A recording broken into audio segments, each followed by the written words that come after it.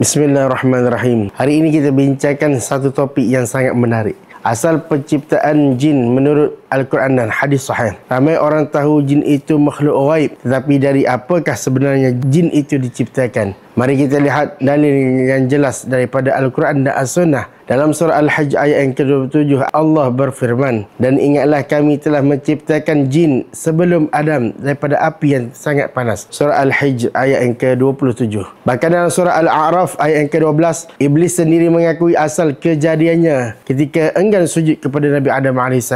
"Engkau ciptakan aku dari api, sedangkan engkau ciptakan dia Adam daripada tanah." Ini menunjukkan asal kejadian jin dan manusia adalah berbeza. Jin dari api, manusia dari tanah.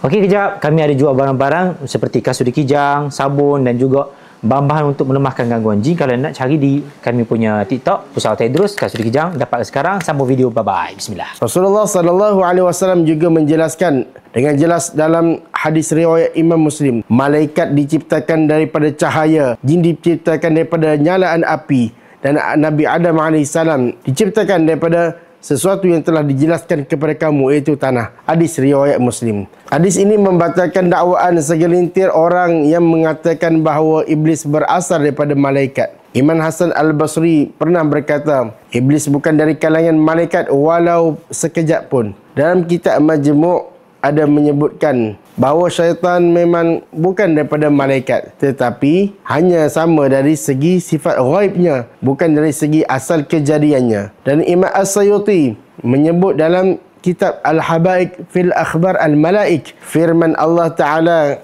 kecuali iblis, dia dari golongan jin. Suratul Kahfi ayat yang ke-50 menunjukkan bahawa malaikat dan jin adalah dua jenis makhluk yang berbeza.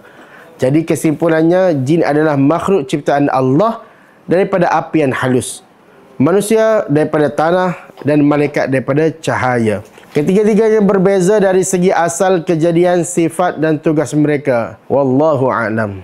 Saya Farhan Prai. Selawat sampai mati, salawat sampai jumpa Nabi. Assalamualaikum.